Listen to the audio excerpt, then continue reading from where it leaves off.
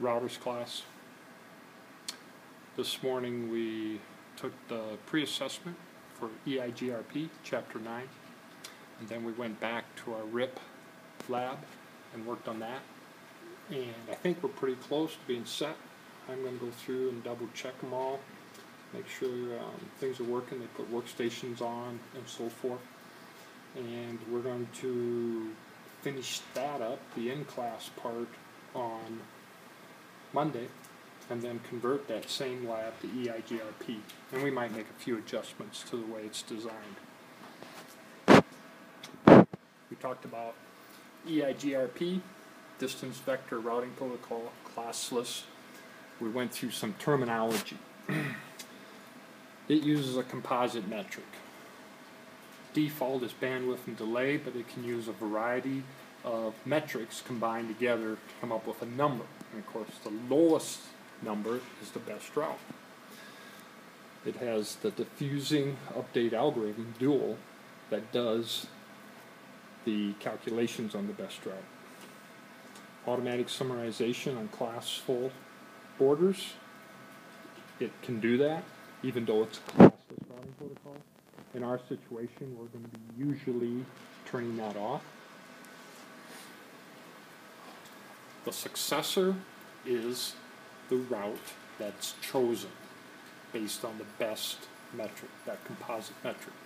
A feasible successor, if one's available and it doesn't create a loop, will also be chosen and made available if the successor disappears.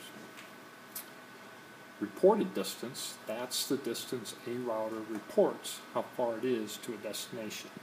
So we did a little diagram. Let's say we want to go to this dot right here. This router up here, it reports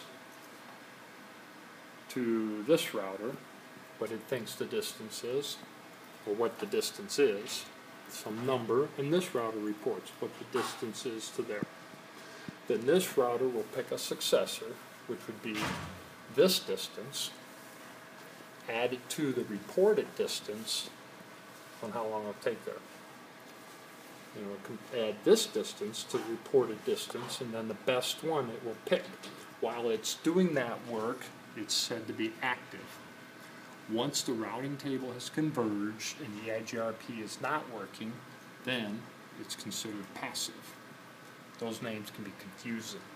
So if it says it's passive, that's probably very good because the routing has been completed and the routing table is probably, well, would be converged. Okay? We talked about the different packets that EIGRP uses. Hello packet to keep track if the router is still there, their neighbor. If they need some information, if a router wants some information, you can do a query. It can do a reply to a query. It can send an update if it has information and needs to be an update, and the routers can acknowledge that they got the information. Okay, so we covered that. Last thing, it does partial and bounded updates. So when there is a change, it only affects part of the network, and it will only do those when something triggers them, triggered updates. Okay, rather than sending an entire update on a periodic basis. All right. We talked a little bit about configuration.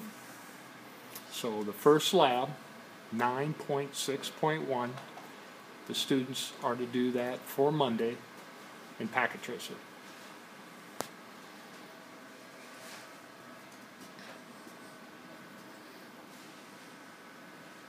And just a few things, and then we'll go into EIGRP in depth next week. That's it.